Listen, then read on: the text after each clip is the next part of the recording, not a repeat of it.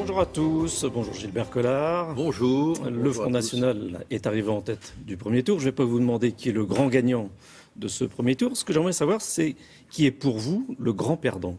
Est-ce que c'est le Parti socialiste ou est-ce que c'est la droite? Je crois que les deux sont des perdants. Mais puisque vous voulez qu'on distribue une médaille olympique de la bêtise...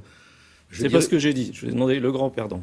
Oui, alors de l'intelligence du grand perdant, pour vous faire plaisir, je pense quand même que le Parti socialiste, là, atteint des sommets. Bon, ne serait-ce que parce qu'il déserte l'enceinte démocratique du Conseil régional en ne se présentant pas en PACA et en Picardie. Dans le Grand Est, malheureusement pour lui, le candidat socialiste se maintient. Ça ne doit pas être un républicain, celui-là. Bon, ça ne doit pas être un républicain, il se maintient. Je pense que vraiment, là, il y a une opération de discréditation, de décrédibilisation qui est à l'œuvre, quoi.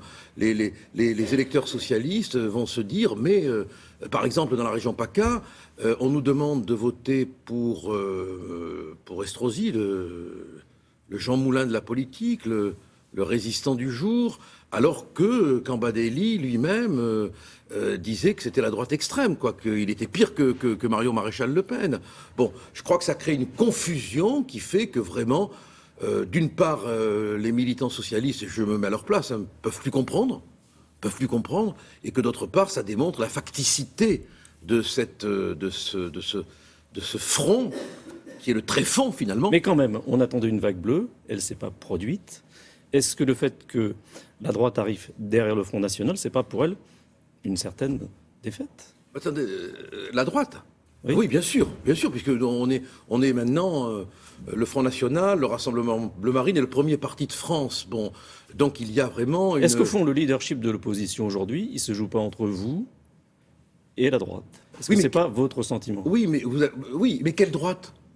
La droite de Fillon, la droite de Sarkozy, la droite de Copé, la droite de Le Maire, quelle droite?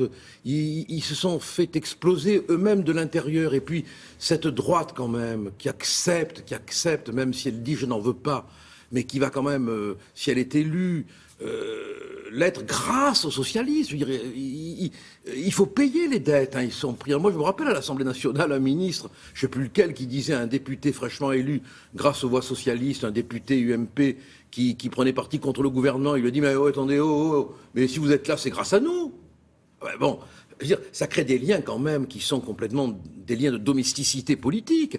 Et ça, je veux dire que vivement de la clarté en politique, quoi, que la droite soit la droite, que la gauche soit la droite, que la gauche, soit la droite, c'est un peu ça, hein. C'est un lapsus qui est absolument révélateur de ce que je pense, parce que la gauche, elle est un peu la droite, et la droite est un peu la gauche aujourd'hui, et nous, on est l'authenticité d'une droite courageuse, voilà. Il y a la droite molle, voilà, la droite molle, mollassonne, bon, la droite mouillée... Votre adversaire numéro un, c'est qui? C'est la droite ou c'est le Parti socialiste? Moi, écoutez, franchement, je dirais que mon adversaire... Enfin, là, je vais répondre très personnellement. Mon adversaire numéro un, c'est tout ce qui fout la France en l'air. Voilà. Moi, quand j'entends M. Cambadélis dire qu'il veut faire barrage au Front National, j'ai envie de lui dire, mais Cambadélis, réveille-toi. Il faut faire barrage à l'État islamique, il faut faire barrage au chômage, il faut faire barrage à la pauvreté. Il le dit aussi, honnêtement. Mais il ne le fait pas. Il passe son temps à faire de la politique politicienne. Comment essayer de rétablir des équilibres qui leur permettront de garder le pouvoir, regardez. Enfin, franchement, mais moi, j'essaye d'avoir une vision relativement objective, mais ils passent leur temps à critiquer la droite, et puis la droite molle, la droite mouillée, et puis ils se rapprochent d'elle au nom d'un front républicain que, dans le Grand Est, l'élu socialiste ne suit pas. En PACA, il y a une fronde parmi les socialistes, et je les comprends. Ils n'acceptent pas que les listes socialistes soient retirées. Ils veulent aller se battre dans l'hémicycle, parce que c'est la démocratie. Nous, dans l'opposition, on y est toujours, mais on y est. Ce front républicain, il fait que le soir du second tour, il n'y aura peut-être aucun élu, aucune région qui passera au Front National. Oui. Comment est-ce que vous réagiriez dans cette hypothèse? Moi je réagirais alors là avec beaucoup de philosophie et de patience. Parce qu'on a parlé d'une percée historique du Front National.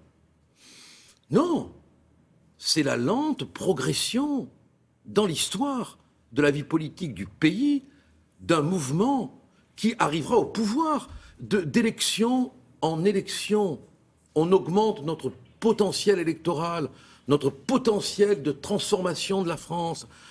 C'est pas une percée, c'est la lente progression. Mais est-ce que vous n'avez pas le sentiment que le Front National aujourd'hui, s'il veut aller plus loin, a besoin de se trouver des alliés? Mais les alliés, on va les avoir, on les a déjà, parce que il y a beaucoup, alors ce sont des alliés qui ne se montrent pas pour l'instant au grand jour, mais ils vont pas tarder à le faire. Ils viennent souvent de l'UMP, des Républicains. Moi, je comprends franchement les militants de l'UMP ou des Républicains qui sont désemparés et qui viennent vers nous. Mais comment peuvent-ils se retrouver dans un mouvement qui accepte que le Parti socialiste ça, c'est du débauchage. Ça, c'est du débauchage. Est-ce que vous n'avez pas besoin d'alliance avec d'autres partis? Pour l'instant, non. Pour l'instant, non. Parce que vous me posiez une question très pertinente tout à l'heure. Comme toutes vos questions, du reste, excusez-moi, je ne voudrais pas faire de sélection. Mais c'est vrai qu'on peut, sait-on jamais, on peut ne pas gagner au deuxième tour. Mais alors, on va continuer à se battre. Je suis persuadé que notre histoire, l'histoire du Front National, du Rassemblement Bleu Marine, c'est l'histoire d'une lente progression. Et on va arriver, malgré la propagande, malgré le cirque Pinder, des acteurs, des comédiens qui vont pas manquer d'appeler à voter contre nous, la Croix-Rouge politique qui va envoyer ses fourgons. Les électeurs sont adultes. On ne les dupe pas. François Hollande n'a pas encore réagi, n'a pas réagi. Mais il met du temps pour réagir en général. Quelle leçon vous pensez qu'il devrait tirer de ce qui s'est produit dimanche? On l'appelle l'expectant, c'est-à-dire celui qui prend le temps. En général, c'est le temps des cimetières. Mais quelle leçon il devrait tirer, selon vous, de ce qui s'est passé dimanche? La leçon qu'il devrait tirer, c'est que Louis XVI est parti à Varennes. Je ne sais pas où il pourrait aller, lui. Mais en tout cas... Vous pensez qu'il devrait démissionner?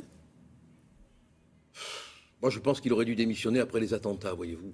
Mais il est élu. Moi, je respecte vraiment, d'une manière tatillonne, le suffrage universel. Et je dis qu'on n'a pas y touché. Mais... très sincèrement, vu la situation du pays, vu quand même les sanctions électorales successives, hein, moi je vois par exemple dans le Gard, dans ma circonscription, il n'y a pas une ville où le Parti socialiste et où les Républicains l'emportent. Bon, alors et ça c'est quand même aussi à l'échelle de la nation. Ça signifie quelque chose sur le plan politique dont le président de la République devrait tirer la leçon. Merci. C'est moi qui vous remercie.